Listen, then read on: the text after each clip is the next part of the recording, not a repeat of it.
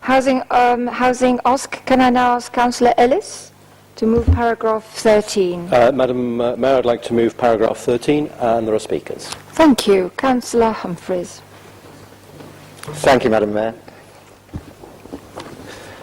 We're all aware of the many difficulties surrounding housing costs at the present time, so it has to be said that despite these difficulties, to be able to deliver the amount of affordable housing that we have done in such high land value areas like ours, with challenging public funding available, it's quite an achievement.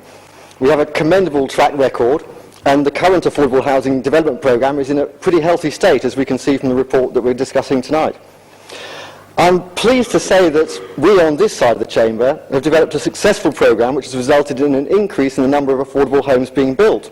Numbers are up from 277 in 11-12 to 303 in the last financial year. We're anticipating a total of 982 units being built over the next 3 years. In fact, during 12-13, we approved on the Planning Committee 1,045 units over the last financial year. This success highlights a big difference, actually, between ourselves and our colleagues on the other side of the chamber. We've positively used our planning policies to ensure that we get the most bang for our buck, if you like, when negotiating affordable housing contributions. In some cases, we acknowledge that it's better to have a cash sum in lieu of on-site provision because we know that we can use it to provide more housing in less expensive areas. Rather than slavishly insist on a fixed percentage of a theoretical development, we on this side recognise that a development that isn't going to happen because it isn't economically viable will give us 0% affordable housing in reality, whatever the theoretical percentage. Better surely to increase our much needed supply of housing by encouraging development to happen and thereby benefiting everyone in our ever more popular borough. This pragmatic approach, I think, is in stark contrast to our colleagues opposite, who seem, as we've heard already, somewhat confused in their inconsistent approach to this issue. In fact, the only consistency does seem to be their inconsistency. They berate us on one hand for failing to meet these theoretical percentages on these theoretical developments, usually citing Lambeth as an example we should follow. I must say I remain to be convinced of the benefit to our residents on that one. And then, as we've heard earlier in an answer to another question, voting against affordable schemes across the borough. There's further examples in the report of our practical methods of improving the system. Adjustments to the rent level guidance proposed should help to encourage resident providers to support affordable housing developments by further improving their viability while still trying to ensure that rents remain affordable. The Council's also been very successful in securing new funding streams to support affordable housing delivery over the past year, and is always looking for innovative ways to deliver and support affordable housing in the future. And I think now is an appropriate time to acknowledge our appreciation to Mr Evans and our very capable officers in that department for their sterling efforts in this area. We've managed our own land and assets successfully over recent years to build 300 hidden homes, and in addition we'll be building another 58 new homes in Queenstown in the future. There's also, we've heard earlier, about our £100 million commitment to regenerate York Road, Winstanley and Alton. Much welcome by all. Listening to residents' comments during a walkabout earlier in Winstanley, they were very pleased to see that was all happening and volunteered their approval of what was going on without me having to prompt them at all. Our ongoing commitment to the Right to Buy scheme has led to not only greater mix of tenure on our estates, but more affordable market sale properties, a total of 38 sales completed up to August already this year. We've also been successful in applying the intermediate housing policy, delivering a range of intermediate housing of which a significant proportion is affordable to those on gross annual incomes of up to $38,000. And of the schemes which met our criteria, I think 50% of those sales were to households in that lower level. Again, all pushing in the right direction. All these schemes directly aimed at offering the opportunity to as many residents as possible to access low-cost home ownership developing in the borough. The success of this is clearly demonstrated by the response when we have our annual Affordable Housing Day, attendance of nearly 1,000 last time round, and I think this year's event's on the 24th of October, and we're anticipating equal, if not greater, enthusiasm from our residents participating. In conclusion, Madam Mayor, may I fully recommend this report to members in its further refining of some very successful initiatives. This is nowhere near clearly demonstrated than by the figures that we've generated so far. Combination of right to buy revenue and Section 106 money so far, total pot has been achieved of £8.35 million. These sums will ensure we're as best placed as possible to be able to offer as much affordable housing as we can to meet our residents' needs. I urge all members to support the report, and as a true example... Could you wind up? I'm winding up. I know, Final wind sentence. down, wind up. A true example of the conservative principles which have stood this council in such good stead over the last 30 years. Realism, pragmatism, and inventiveness in approach to problem solving. Thank you. Thank you, Councillor. Councillor Randall. Thank you. It's very interesting listening to some of the debate on the work match programme, because I think one of the things that we need to appreciate is where the need for affordable housing is coming from within the borough and sort of London more broadly.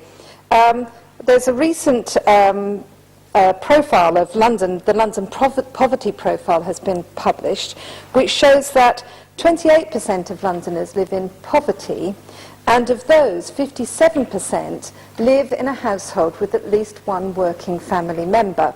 So the majority of people who live in poverty are living in working households, and those are the people who are going to be most in need of affordable housing, be it for social rent or, heaven help them, for shared ownership.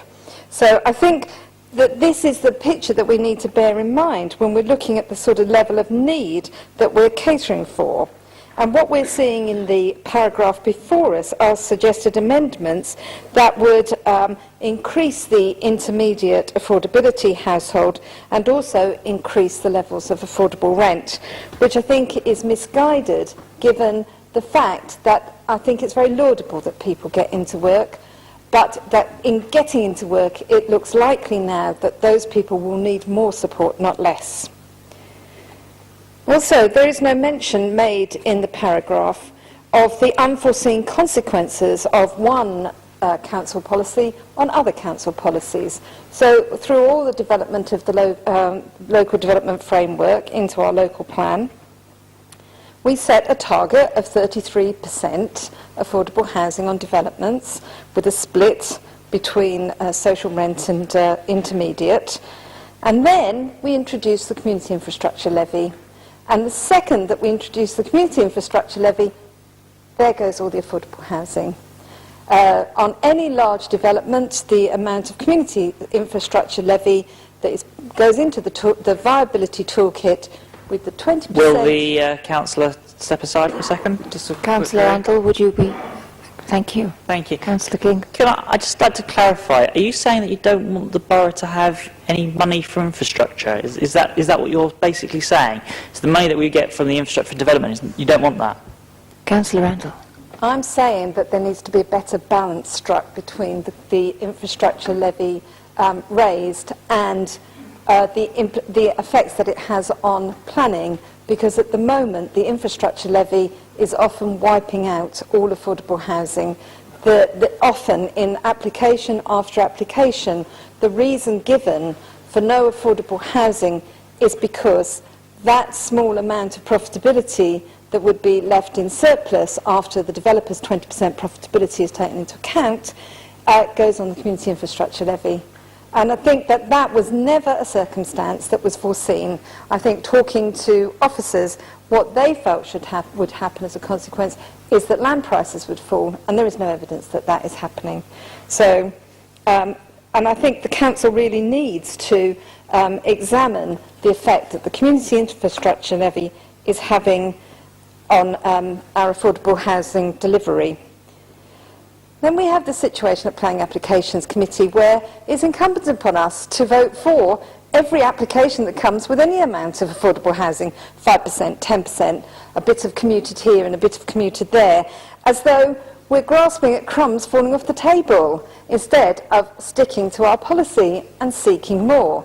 So, and then we have the situation we did have at the last Planning Applications Committee, extremely unusually, 2 sites that came forward that were for affordable only and for social rent.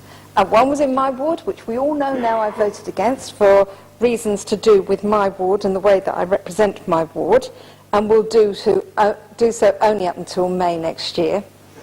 And the other one in Battersea. Now, one of the things that concerns me slightly is where the locations of these developments are, because they're squashed in some of the most difficult, inaccessible places. And if we're going to, I sort of have a feeling here of fairness, really, that everybody deserves to live in a good home with a good outlook. And I don't want to see all our new social rented accommodation squashed into the more, as Councillor Humphrey said it, sort of cheaper areas of the borough, I think you said, but I would say more challenging places to put accommodation. And then, I think in my final submission, as I would contrast that with what is happening in that down in 9 Elms, for example, you are having studio flats at a market level of over 400,000. And I don't know who we're providing those properties for. Thank you.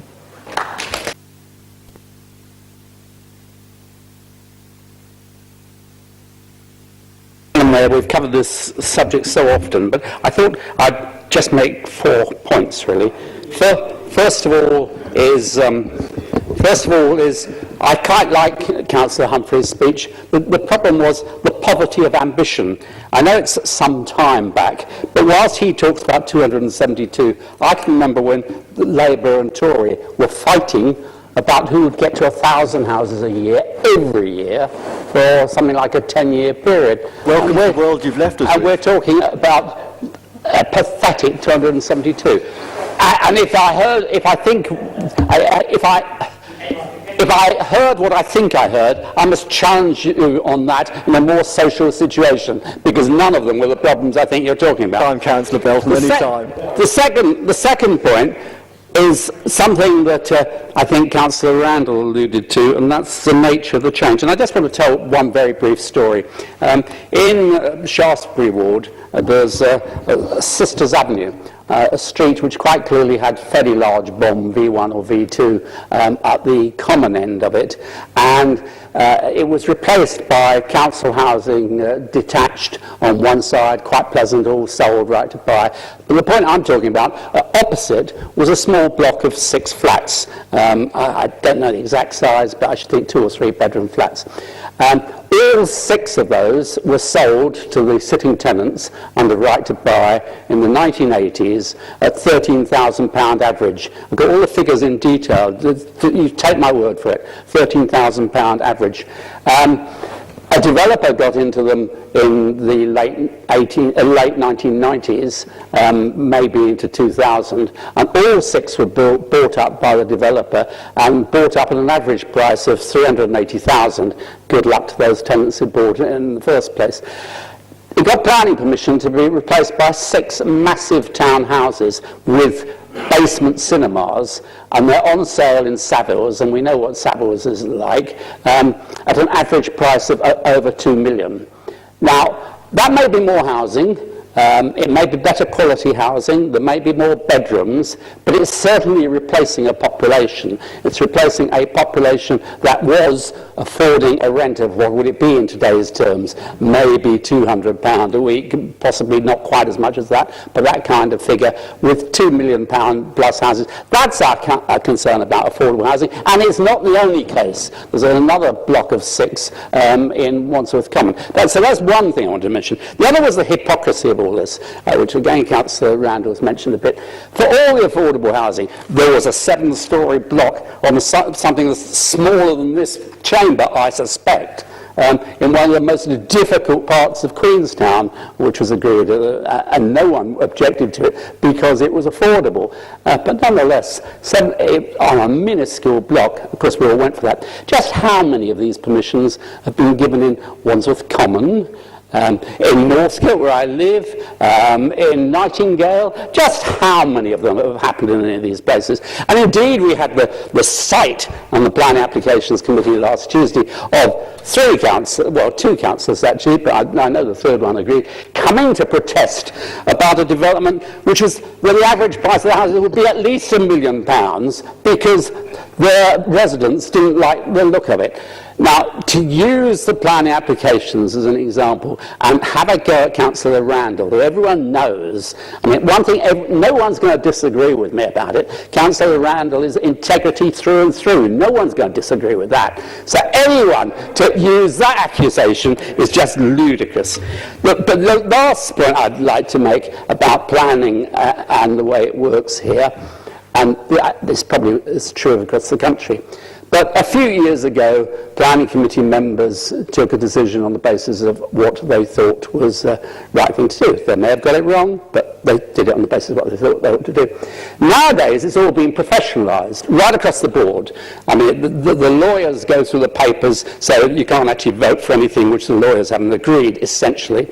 And when it comes to affordable housing and the percentage of affordable housing, there's a viability study done usually by P&B Paribas, about how much viable housing, how much affordable housing would be viable on this site. Now you're going to property people, surveyors and the like, asking them what is viable. Since when have any of these kind of organisations been interested in social housing? The more the price of housing goes up, the higher their fees. Of course they think that the viability is low all the time. I don't know what we do about that, because it's very difficult to challenge the officers and say, well, actually we question the professional's judgment. But one thing we can all be sure about, that professional judgment is not made in the interests of the poorest people in the borough, it's made in the interests of professional people. Thanks, Councillor Belton. Councillor Ellis. Oh, Tracy, if that's okay with everybody, yes? Oh, Mr Mayor, just as Wandsworth Common Ward was mentioned, I just thought perhaps it ought to be pointed out that if I recall, Melody Road went through planning applications this last time, which is indeed for social housing for some of our most deprived people in the borough, those with specific disabilities. And I do think on a very, very spaced out, well, good, a very, maybe on a council estate, but in between two blocks with on a very large site, and I do believe Councillor Belton actually voted against it. So it is actually in Wandsworth Common Ward, and he did suggest that in Wandsworth Common Ward we object to these things. Well, I have to say that that's not the case. Thank you. Councillor Ellis. Sorry, Madam Mayor. In view of the lateness of the hour and with apologies to my colleague, can I suggest we expedite the remaining proceedings under Standing Order 34? Thank you. Is this motion? Is this? Well, we've actually debated this, and ultimately Councillor Ellis is not going to speak, and so the motion now before the Council is receipt of paragraph 13 of report number 2 concerning the affordable housing programme. Is it agreed or do you need to vote? Okay, please indicate by a show of hands. Please indicate by a show of hands. Those for the motion?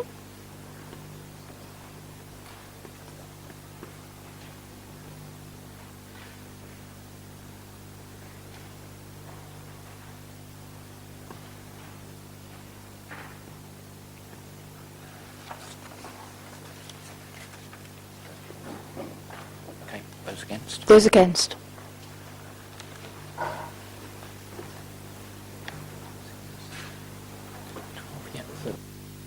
No abstentions. Okay, then the motion is carried 34 to 12. And ask whether we can... The motion has been passed 34 to 12.